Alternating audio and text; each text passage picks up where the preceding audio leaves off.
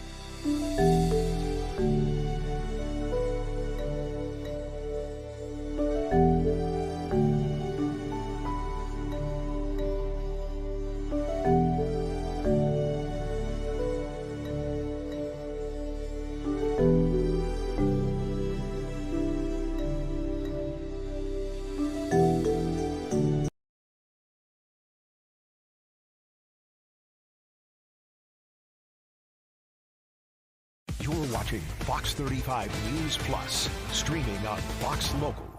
Well, good afternoon to you and welcome into Fox 35 News Plus. I'm Garrett Wymer and thanks for joining us on this Thursday afternoon live on Fox Local and on YouTube. It is 4 o'clock and that means it's time for today's Top 4 at 4, where we break down 4 of the big stories that we're tracking in the Fox 35 newsroom this afternoon. And joining me for today's Top 4 at 4 is Fox 35 News anchor and reporter Marlisa Goldsmith.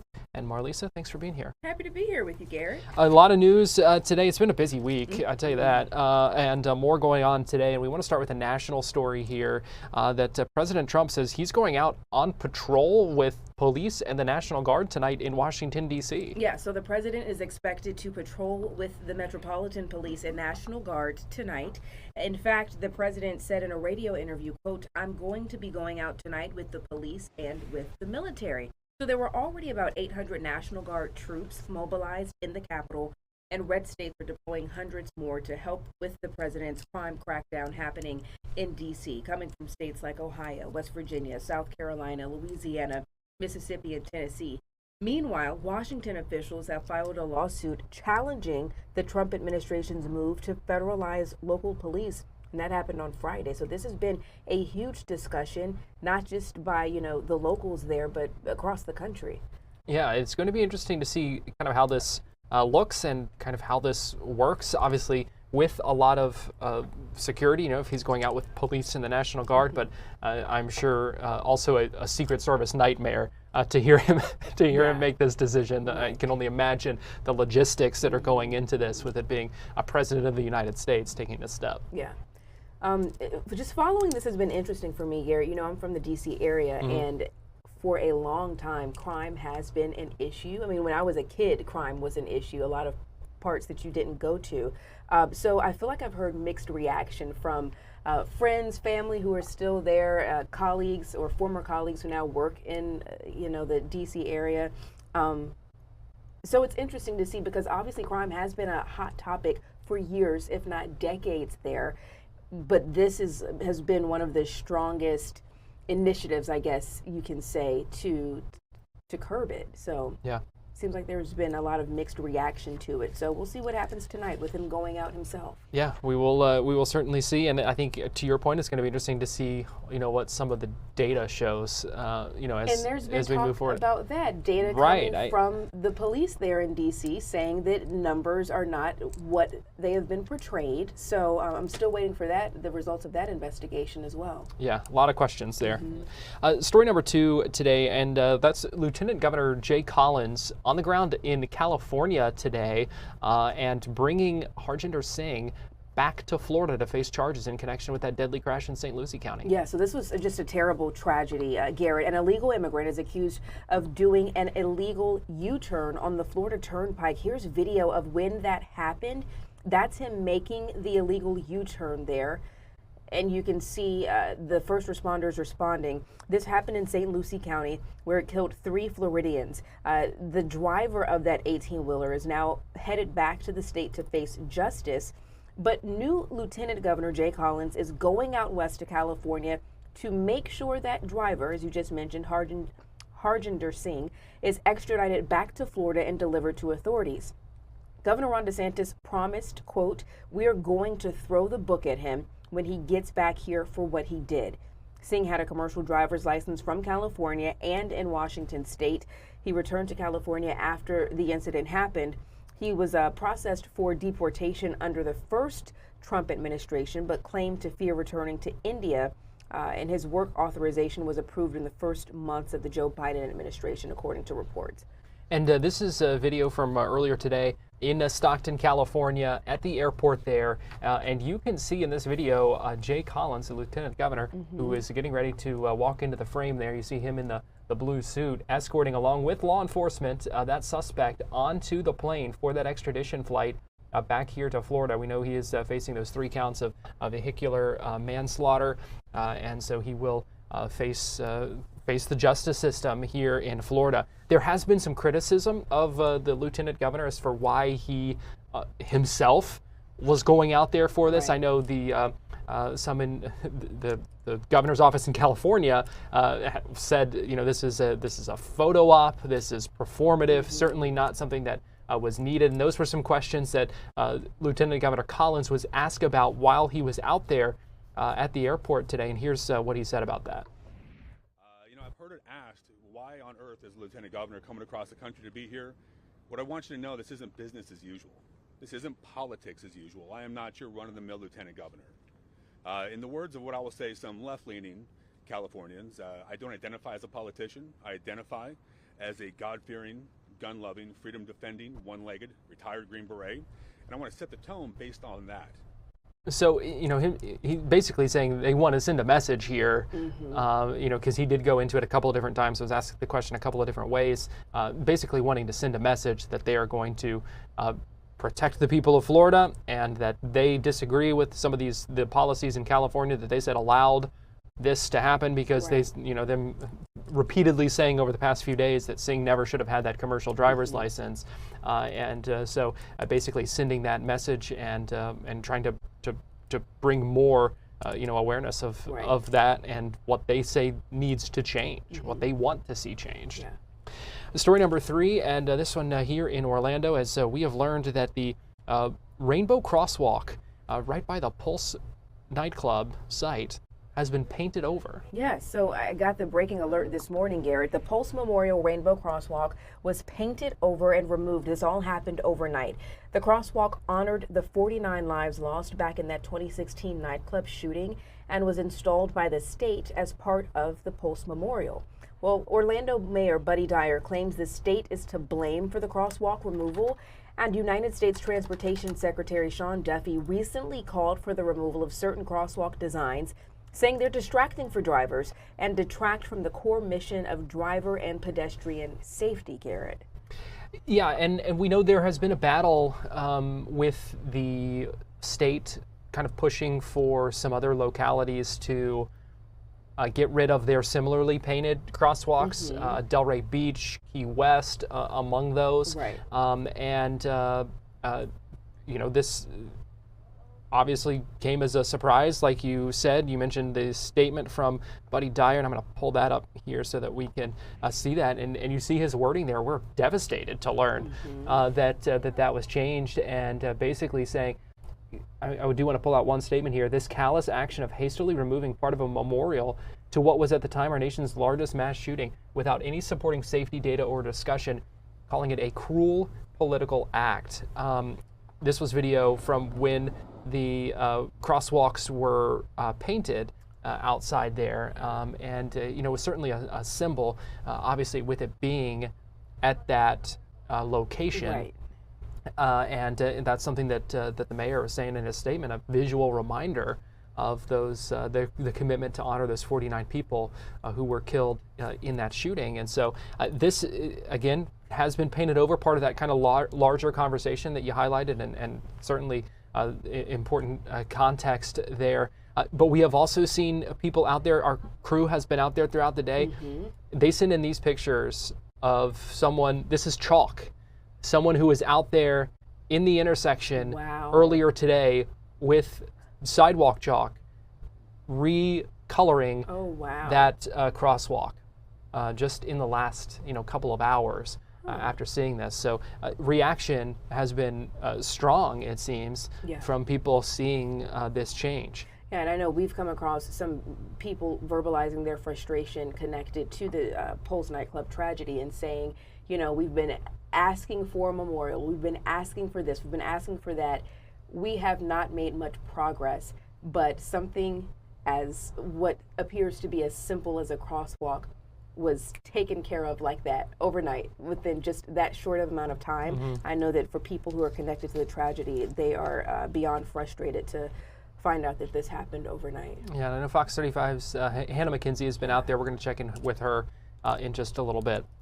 Story number 4, and a record high number for the Powerball jackpot. Yes. So I want to know from you, do you play or no?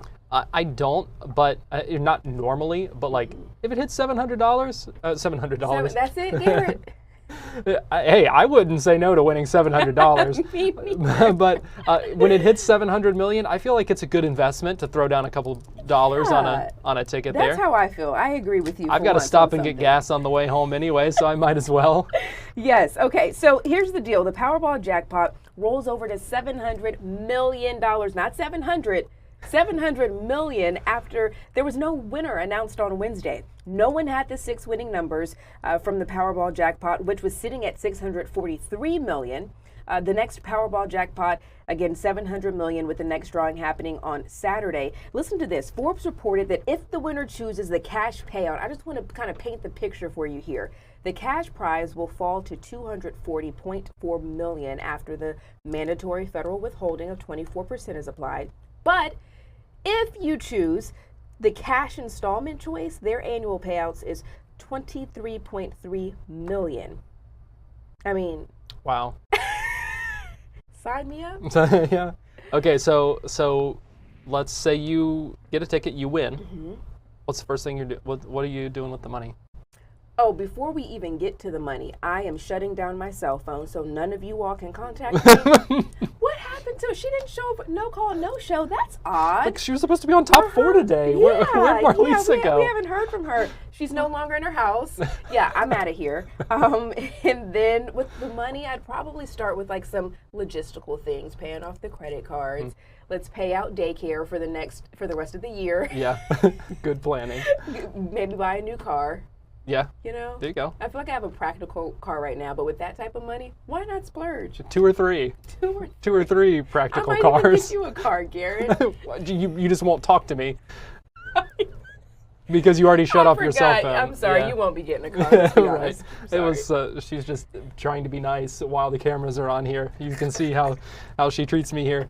I think first thing I would do is, property tax insurance, property taxes and property insurance. That keeps going up. I mean, so that would be nice just to not have to worry about that. Or you can just do like me and move. Or just pay off the house. Or just move. Live on a boat.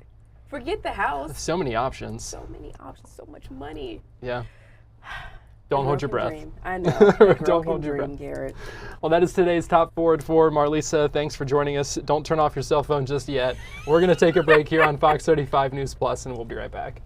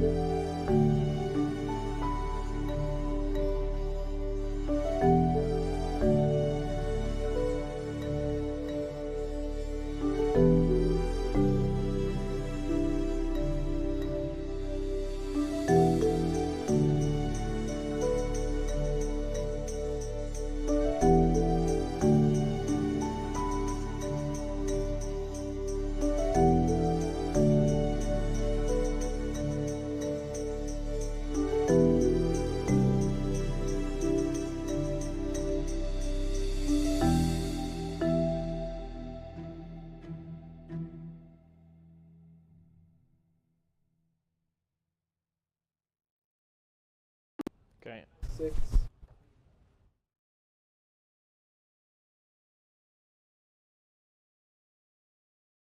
You're watching Fox 35 News Plus, streaming on Fox Local. Fox 35 Storm Team meteorologist Noah Berggren joins me live now. And Noah, we appreciate you joining us. It's a different weather story depending on where you are right now. We've seen some pretty interesting conditions in different places this afternoon.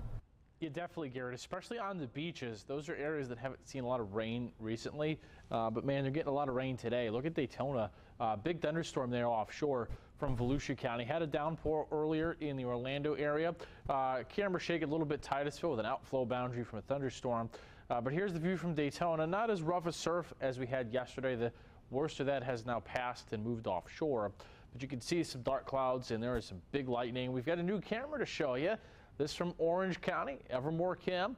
Looks a little Bermuda vibe here for you. Beautiful view. See some dark clouds off in the distance from there. We had an early start and we'll have an early finish to thunderstorms today. Haven't had anything severe so far. There's a big thunderstorm here in Polk County that's going to cross the turnpike, enter Osceola County. And if this holds together, that'll be a storm for Vieira, Palm Bay, Mico, Satellite Beach in about an hour and a half. So we'll keep an eye out for there. But further north, big thunderstorm in Daytona is now offshore and the worst of the weather is done there for the rest of the night. Same could be said for New Smyrna and Edgewater, Oak Hill. Still seeing a downpour on Route 1. But we'll keep an eye on this thunderstorm here from Mims to Titusville to Port and St. John. And why I say keep an eye on it, right here is the Atlantic sea breeze. And we've talked about this, and I'll remind you, you might have heard us mention this before this summer. And every summer, when we've got sea breeze boundaries, collisions, and things collide, that's when you can get a brief tornado. We saw this 2 weeks ago in Osceola County. Not saying it's going to happen, just we'll keep an eye on it for about the next 20 minutes because see this boundary that came in right here? That's the sea breeze. Sea breeze is moving this way, the thunderstorm is moving this way, and they're both colliding now. And sometimes that act of two things running into each other like that, you can briefly get an area of spin. And that would be somewhere from Titusville to Port St. John and Cocoa. Not seeing anything significant there right now, but you can see the radar is picking up on a little bit of rotation just to the east of I-95 right now. Nothing imminent in terms of a tornado, at least from this current radar scan, but we'll keep an eye on it for the next couple of minutes just in case something does perk up there. Rain over the last week has been significant inland areas. There's been hardly any rain on the Space Coast and in Brevard County, where there's been less than half the normal rain in Cape Canaveral, but nearly 2 times the normal rain in the Ocala area. And that's a story that is true statewide, where the West Coast has gotten a lot of rain. The East Coast has not had hardly any rain. You can see a lot more thunderstorms today compared to yesterday across the state, but there's Hurricane Aaron. It's pulling away. Notice all the yellow in the Midwest. That's very dry air. None of that's going to make it into Florida, though. High so far today, 96 West Palm, 93 in Orlando and Melbourne and Tampa, 95 Cocoa Beach. Warmer than Orlando because of that west wind we've had out there for today. Temperatures right now, 94, the hot spot in Titusville, rain-cooled 87 in Orlando, rain-cooled 80 currently in Daytona. All right, heat index over the next few, average for what you'd expect for the end of August. Highs tomorrow, not as hot as today, lower 90s for your Friday. Now, there will be a big cold front in the Midwest for the next week and a half, but none of that's going to make it to Florida. So the temperatures here stay normal. Up to our north, though, dare I say, a little taste of early fall. All right, so in the tropics, we do have several things to watch. Aaron, you see there, is going to pull off to the north. There's a little yellow spot here. I doubt that's going to do anything. It's very low chance. The area in orange, the consensus of the models is it should fall apart soon. If it's able to survive the trek over the next week into the Caribbean, then maybe it could do something in the Caribbean about a week and a half from now. It's just that 95% of the models kill this off before it even gets past the islands here and into the Caribbean. So for now, this blob here is of no concern. But what is of concern, at least for Bermuda, is this X here is a tropical wave, should become Fernan, over the weekend. I do expect at least a tropical storm, if not a hurricane. So to be clear, we have another hurricane likely on the way late this weekend and the next week, but this hurricane will be the F name, Fernan. It's not going to come towards Florida or the Carolinas. This should be a recurver, possibly impacting Bermuda, but will miss the United States. As you can see, air in the track of this thing is pulling away to the north. There's the center of the storm now, well to the northeast of the Outer Banks in North Carolina. Still with winds of 100, it's moving northeast at 18. So there's the track of the storm moving away. Remember, on the category scale, it's all based on wind speed. And there you can see the Fox model indicating there goes that hurricane pushing off to the east. The Canadian Maritimes. Actually, Garrett, interesting thing about Aaron is it will race across the Atlantic. It'll lose its tropical characteristics, but the energy and the low pressure just doesn't vanish, doesn't go poof. Often, doesn't happen every time, but often when you get big hurricanes that zip across the northern Atlantic, once they eventually all gain latitude in some capacity, it would be a big rainmaker and a big gale, as they would call it over there, for Ireland, London, and the UK next week. So for the weather forecast over in London and Dublin right now, they're talking about a big wind and rainstorm from Aaron's remnants about a week from now. So it is interesting to note that even though it's moving out of our purview and moving out of our concern, the other side of the pond, oftentimes, not always, but oftentimes these are big impacts over there too. Yeah, that's interesting, and that's a long journey for Hurricane Aaron too. Yeah, but they actually accelerate quite fast. I actually think, Garrett, I can show you that real quick. Let me see if I have let me step off the camera real quick, because I want to show you that. It's actually quite cool. Actually, it's the next graphic, so good this worked out. See all the red lines here? These are all the models for Aaron, and it'll accelerate. Remember, the jet stream is further higher up in latitude, and it will rapidly go across the Atlantic. You see, this is Ireland over here, then the UK, and it might even do a loop and then go across Europe next week, which it happens, but it is interesting to note that tropical systems, in the Caribbean and the Gulf often end up on the other side of the world. Yeah, fascinating stuff. Fox 35 Storm Team Meteorologist Noah Berggren, we appreciate you tracking that, and thanks for joining us here. Thank you, sir. We're going to take a quick break on Fox 35 News Plus, but we'll be right back.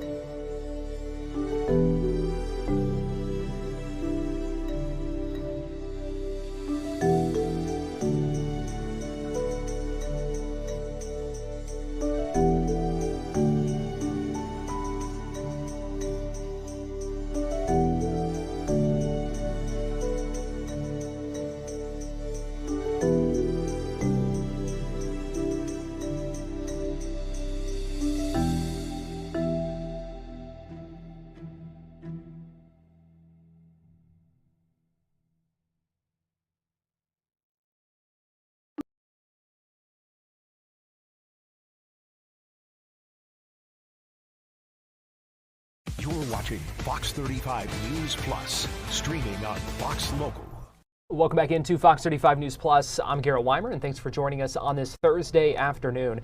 Today is National Fentanyl Prevention and Awareness Day, and Senator Ashley Moody was at a treatment center in Tampa urging folks to seek help. She was at Riverside Recovery there, talking about all the efforts to fight the opioid crisis. And she also talked about the Halt Fentanyl Act, which permanently reschedules fentanyl-related substances as a Schedule I drug and helps law enforcement continue to fight the fentanyl crisis and the opioid crisis. And here's a little bit of what she had to say just a little bit ago at that treatment center in Tampa. For joining us today in my home county, Tampa Bay area.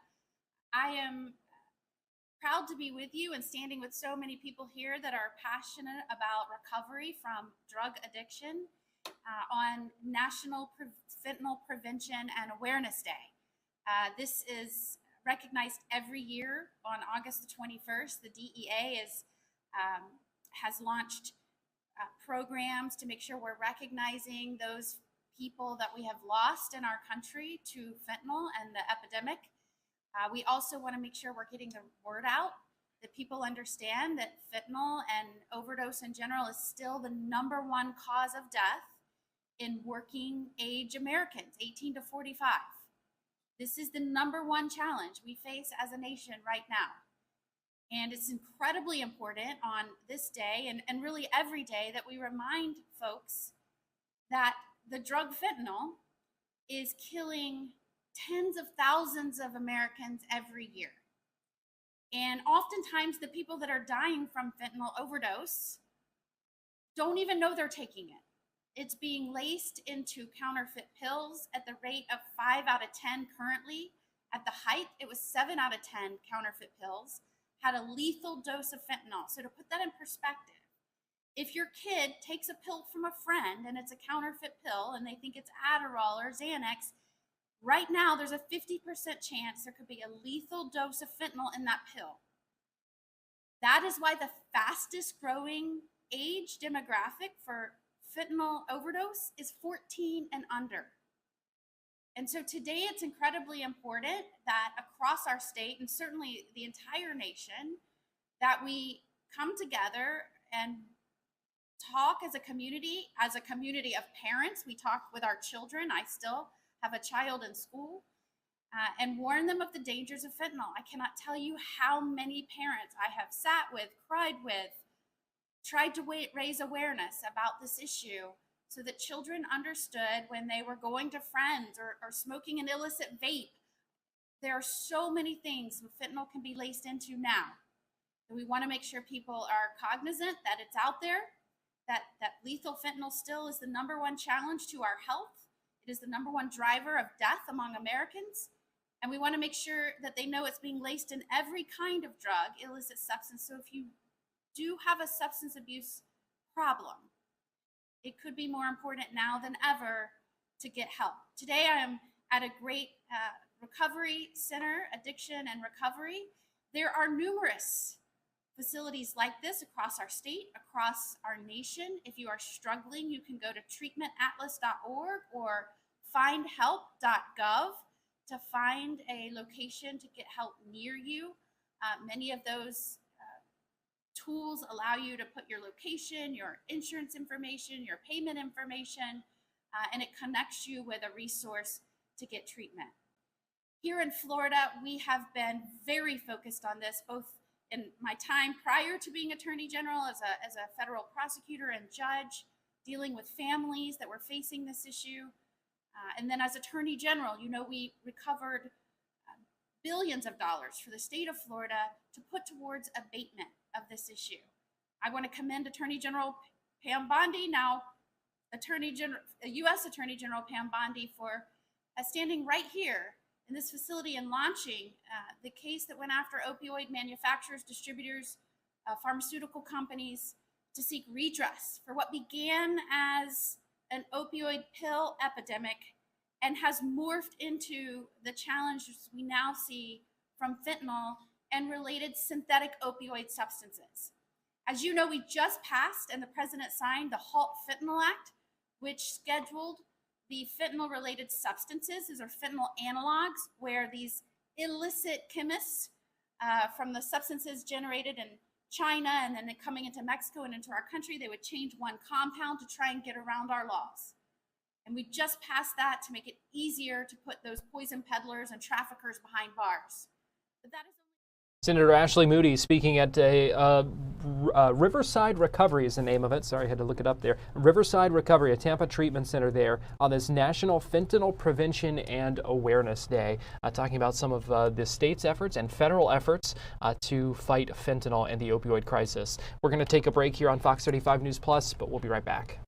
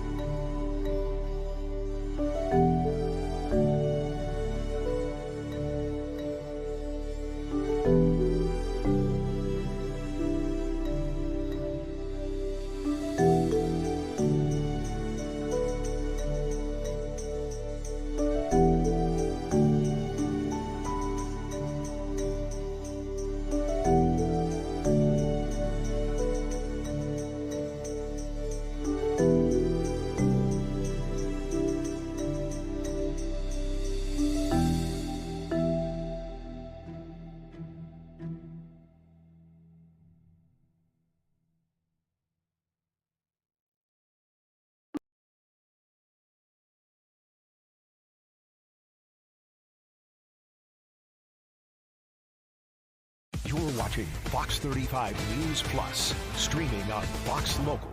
Welcome back into Fox 35 News Plus. I'm Garrett Wymer, and thanks for joining us on this Thursday afternoon, live on Fox Local and on YouTube. We are learning more about the rainbow crosswalk outside the Pulse nightclub being painted over. Joining us live now via Zoom is Fox 35's Hannah McKenzie. And Hannah, what do we know about this? Because it sounds like to many local officials, this whole thing caught them by surprise. Caught them by surprise, Garrett, indeed. Basically, they are telling us this happened in the dark of night. They are saying FDOT crews came in here and painted over Orlando's iconic rainbow crosswalk, which was right outside of the Pulse Memorial. You're looking at video of what it looks like right now. So before this was a rainbow crosswalk. It had all the colors of the rainbow to basically pay tribute to the 49 people who were killed here during the Pulse shooting. As you can see video there, that appears to be those folks taking care of that paint there. So a lot of people really upset over this, as you can imagine. We've had local leaders out here, state politicians out here coming and going throughout the day. We even had a crew at one point come and actually color in between the lines with chalk. So right there, perfect timing. So basically they just covered it all with chalk. Unfortunately, we did have those downpours here in Orlando, and their artwork has since gone. So it looks, back to the video that you saw just momentarily ago. But we do have a group of people out here right now standing around holding pride flags. They've got signs up saying, reinstall our rainbow. things like that. Garrett, just coming up at 6 o'clock, so about a little while from now, there is supposed to be a peaceful protest out here. So we are expecting plenty of more people to come gather out here. They've been holding signs, honk if you want the rainbow back. People have been getting into it in the streets and honking back. A lot of people coming out here showing, their solidarity with the LGBTQ crowd, putting out flowers and flags, things of that nature. Is there anything the city can do about this, or is this done? Is this for good now? That might be a question for lawyers, but looking through everything that I have seen so far, I mean, this basically came from the federal level down from President Trump, saying that all 50 governors need to start removing paintings and artwork from roads, just because of the safety aspect of it. If it wasn't like a designated line, a school zone, a bike lane, things like that, they were saying no words or artwork needs to be displayed. So after that came out, FDOT here in the state of Florida also put out their own memo, kind of warning, every city and county that they were going to start cracking down on these artworks. But I am being told there was supposed to have been a sort of process that you could go through, like agencies could go through to appeal and say, hey, maybe ours doesn't meet that requirement, but here's why we should have a pass. So that seems to be the hang up with a lot of city commissioners I've been speaking with today, and a few state senators as well. They're wondering where this process went, where they were supposed to have an avenue to, appeal the process. All right, Fox 35's Hannah McKenzie, we appreciate you joining us here on Fox 35 News Plus, and I look forward to seeing your story and when you're live in 5 and 6 o'clock tonight. I'll be there. You guys tune in. All right, Hannah, thanks. We're also learning more about a scary situation on board a flight. I want to bring in Fox 35's Randy Hildreth, who joins us live now via Zoom. And Randy, this is it sounds crazy to say, but a plane wing broke? Yeah, so if we have the video, we'd love to show viewers to give context to what happened. So it was on a Delta flight earlier this week on Tuesday. You see that piece hanging off there from Orlando to Austin, Texas. And one of the passengers reported this video, and it's the wing flash on the plane, as you see here, dangling off, flapping in the wind. This is a portion of the video that was reported. They did land safely, all of the passengers and the crew on board. But can you imagine looking out the window and seeing this before you land? Just a very scary moment. So I've spent some time today talking with the family that reported this video, talking to people who have flights today at NCO, and then also an aviation expert, a pilot, to kind of break all of this down, what we are seeing, because it certainly has a lot of people talk. Yeah, it seems like if there's one thing you don't want on a plane to break, it's the wing. Yeah, well, here's the thing. I travel a lot. I was just on a plane the last 2 weekends, but I would be what some consider a nervous flyer sometimes. So I want everything I don't want to hear all the extra sounds. I want a smooth takeoff, a smooth flight, and a smooth landing. And so this would certainly make me nervous to look out the window. And when I spoke with the family who reported this video, they say the person who was one of the passengers who was sitting in front of them, they felt the plane shake. The passenger in front of them opened their window to look out, to kind of check what's going on, and they noticed this and alerted people around them. And that is when this family started reporting.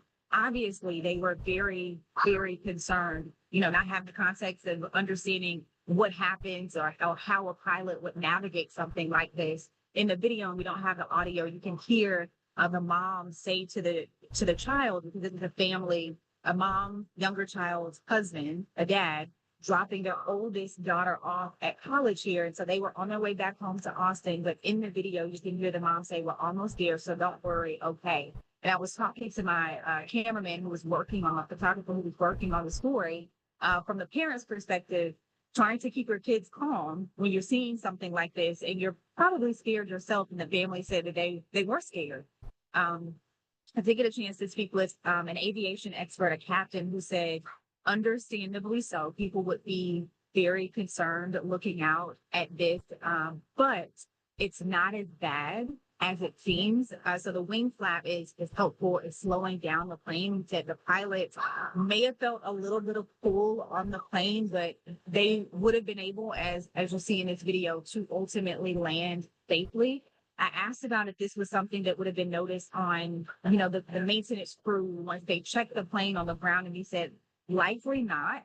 This would have been, when they did a deeper inspection or a more thorough inspection of the plane, but, the typical walk around, check to make sure the apparatuses are intact and moving, it would have been missed on the ground. And he says, obviously the FAA is investigating and they will have to look into how something like this may have happened. We don't know, but he says that this could have been, the planes are made by humans. And so he says over time, this just could have been some wear and tear on this particular part. They'll have to look and see if, there was an issue with the integrity of the bolts that, hold this piece of the plane together. But that will be something that comes out from the FAA. But, again, for people watching who have seen this video and, have a little heartburn about this, the captain I spoke with today said everyone, as we see in this video, is okay and would have been okay in a situation like this. That is certainly comforting to hear after that, because it would certainly be disconcerting to look out the plane window and see that, that's for sure. Fox 35's Randy Hildreth. Yes, exactly. Randy, we appreciate you joining us. Thank you. We're going to take a break and we'll be right back. Clear.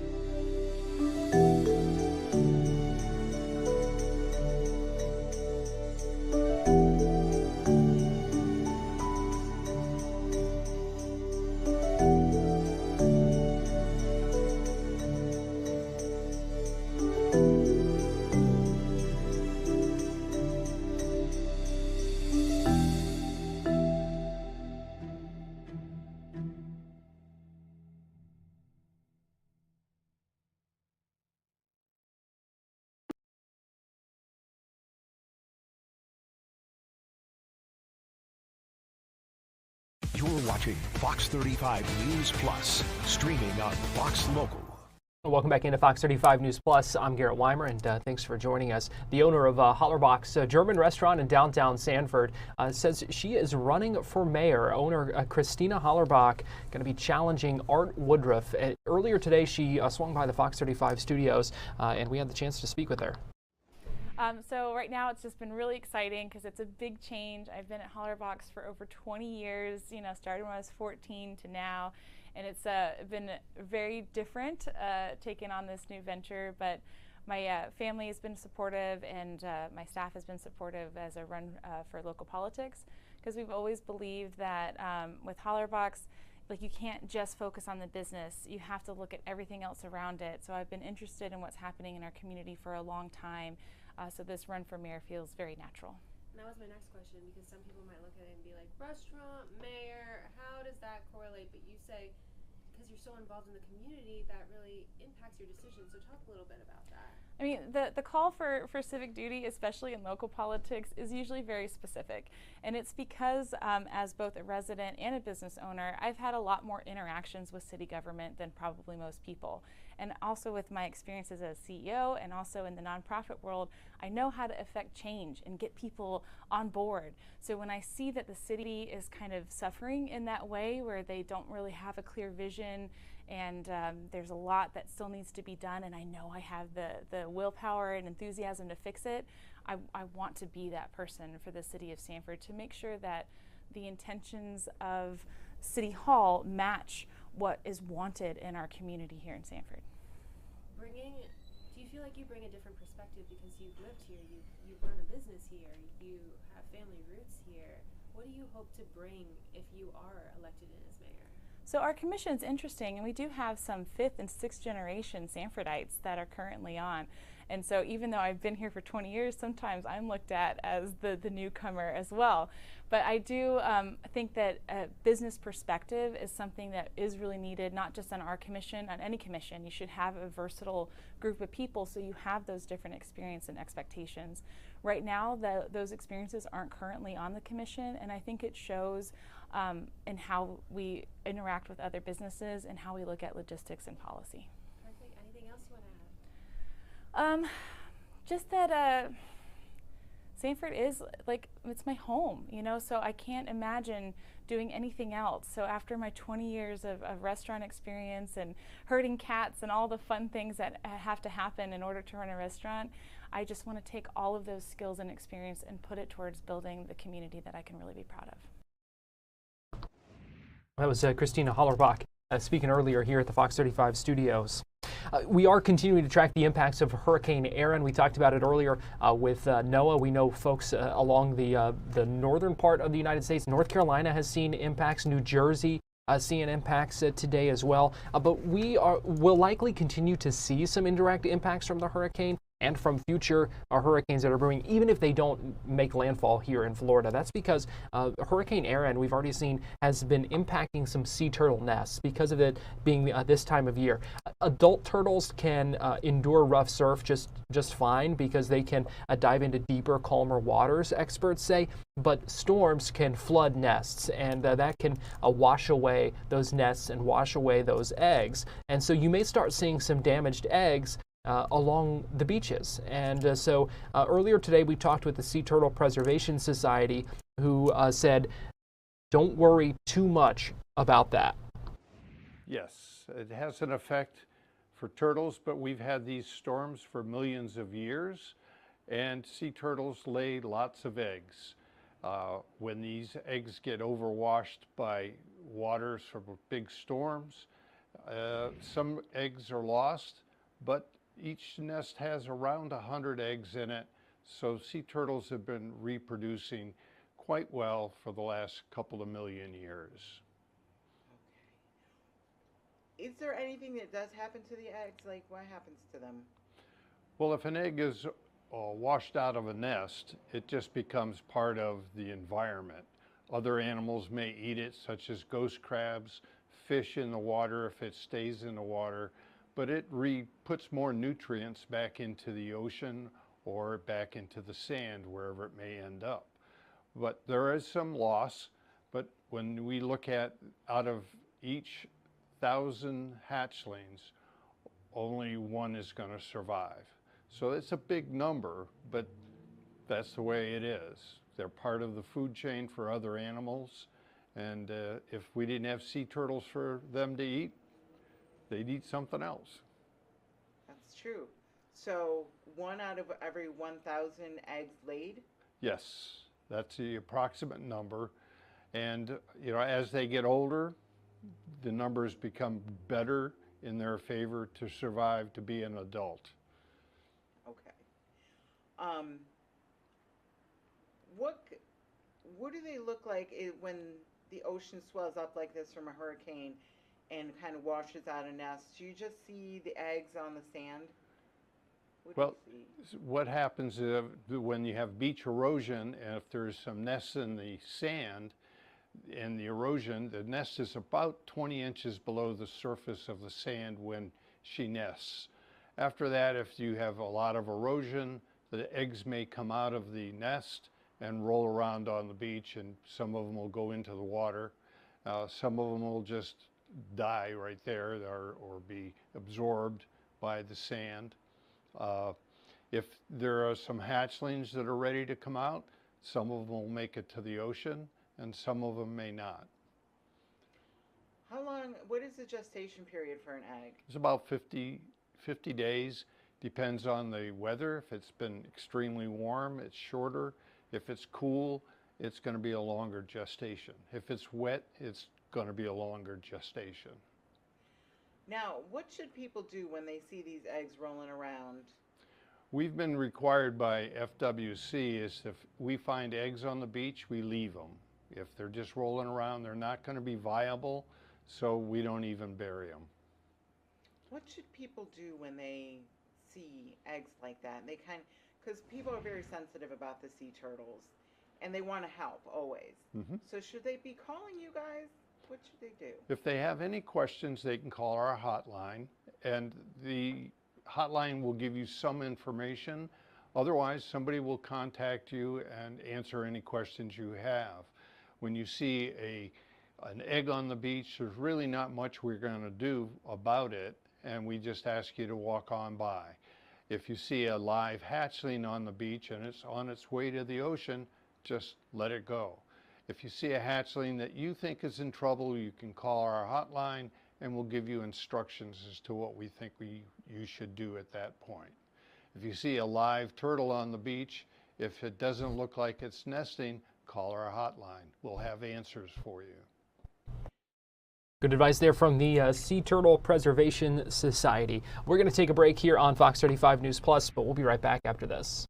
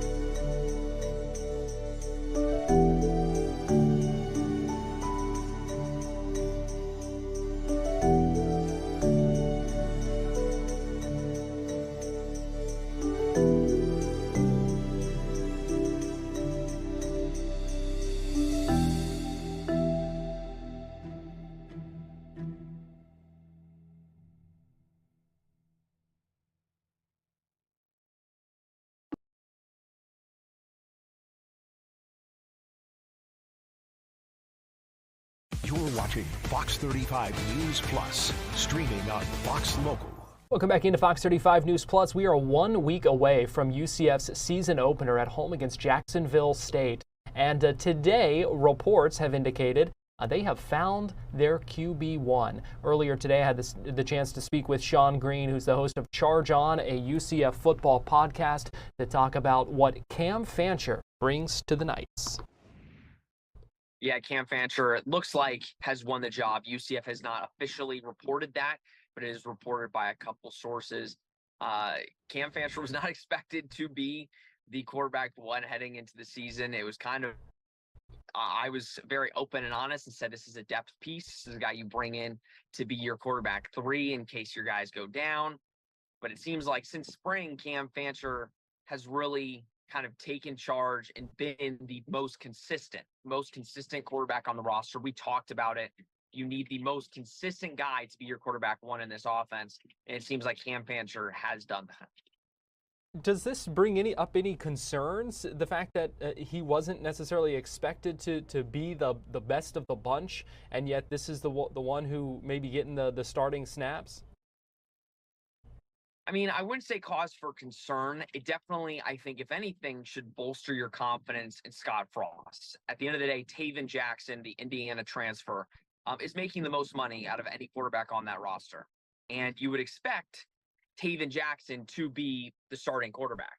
So the fact that they are announcing Cam Fancher, who most were assuming was going to be quarterback 3, went out and just won the job outright, tells you that the staff is doing the right thing. They are playing the best person and the best player for the job. And they're not just putting the guy with the most money out there, which is what the last staff would have. So cause for concern, I wouldn't necessarily say. I would say you have to think if his talent is better than a Jakari Brown or a Taven Jackson. Those are up for debate. What do you think this looks like moving forward? Do we think this is something that is going to be Cam Fancher's job from here on out? Is it still could it still be up in the air? Could we see flexibility with this or split playing time? Or what do you expect to see? How do you expect this to kind of look?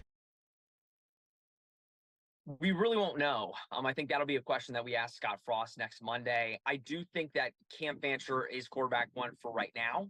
But as we know, this has been a job that Scott Frost has been very open and honest about, saying that nobody's really taken the charge of it. And I think I wouldn't say there's going to be a short leash, but I would say that there are quarterbacks waiting in the wings if things aren't necessarily going as well as you would hope. So I think he's won the job. I'm sure they're not going to get off of him too quick, but it is something to keep an eye out on. And that's something we'll ask Coach Frost next week. If there is a plan in the first game to play 2 quarterbacks, if Cam Fancher is just going to, start the game, but may not finish the game, those are all questions that we'll really get to figure out next Monday, which is with the game on next Thursday.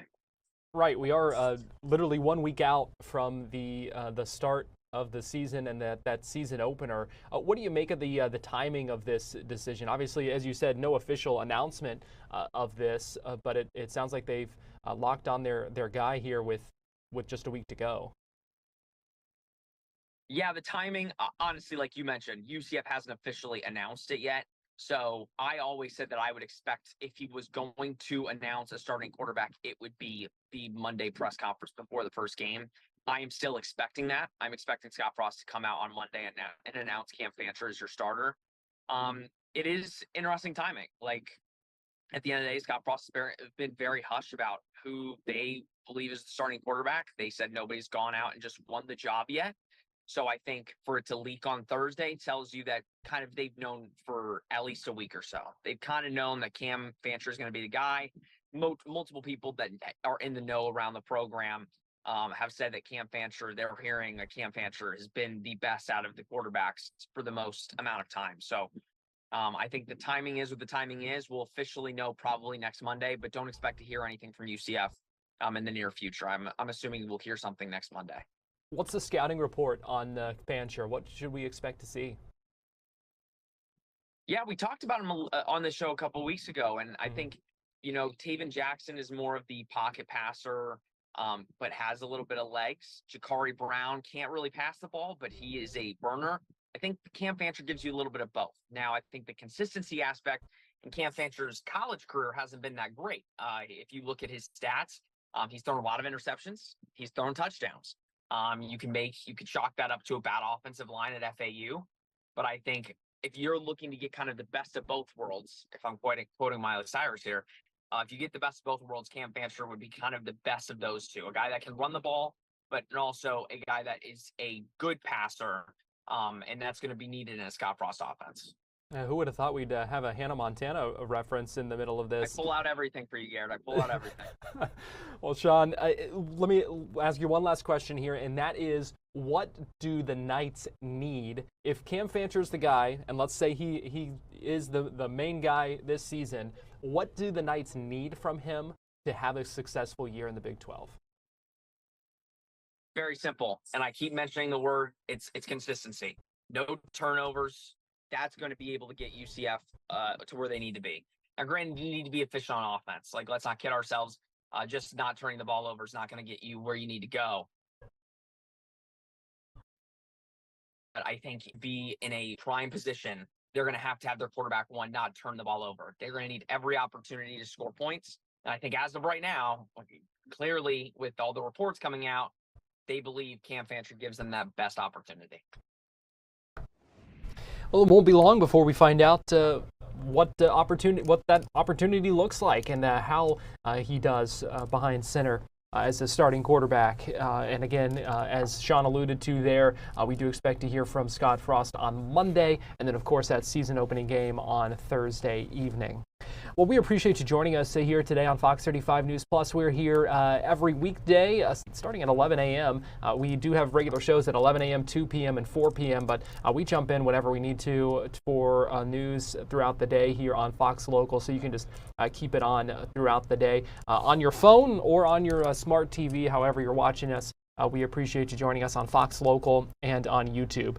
For now, though, we are going to send things out to Studio A, where Marlisa and Luann are getting ready for the start of Fox 35 News at 5. You can see they are actually just off screen here, but you can see Noah putting the finishing touches on that forecast and tracking some storms throughout the area, and it looks like there may be a severe thunderstorm watch or warning as well that might be popping up. So Noah's going to have the latest on that in just a few seconds right here on Fox Local. Have a good evening, and I'll see you tomorrow.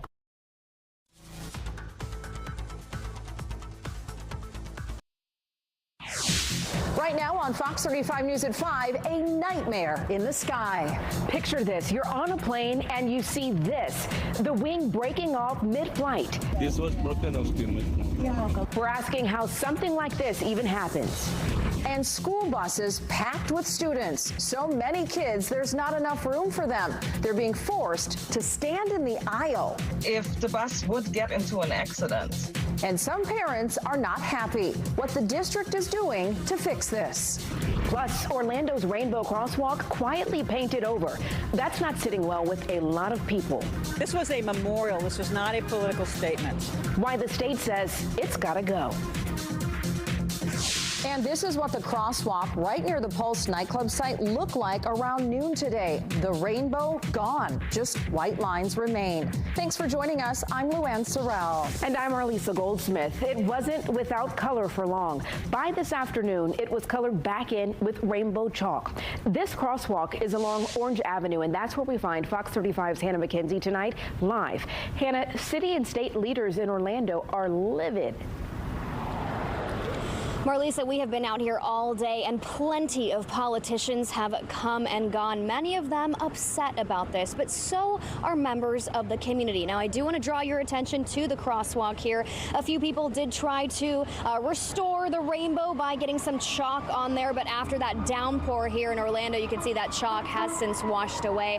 Obviously, they knew that was a temporary action, but they are hoping that this impact has a long-lasting effect. Some fast-working folks brought out the chalk to bring back the rainbow, at least temporarily, but they're hoping its impact will last. Its vibrant hues restored, at least temporarily, with chalk. After Orlando's iconic rainbow crosswalk outside the Pulse nightclub site was painted over in the dead of night. It's very emotional. It's just a lot to process. Making so much progress and then having stuff like this happen. Yasmin Flasterstein hoping her 49 flowers can brighten the day for those upset over the crosswalk. While they're feeling hurt, maybe they could feel some support too. Calling the move callous, Orlando's mayor Buddy Dyer writing, quote, hastily removing part of a memorial to what was at the time our nation's largest mass shooting without any supporting safety data or discussion is a cruel political act. Several weeks ago, the Trump administration sent a letter to all 50 governors telling them to keep intersections free of political messages, artwork, and any markings not directly tied to pedestrian or driver safety.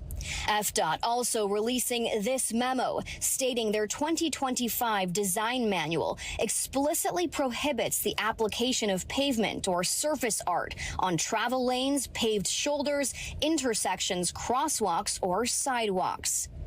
State Senator Carlos Guillermo Smith says he saw this coming. They're actively fighting with the city of Delray Beach, with Key West, with Sarasota. This is the crosswalk that they wanted to make an example out of. The crosswalk that was created to remember 49 people who were murdered here.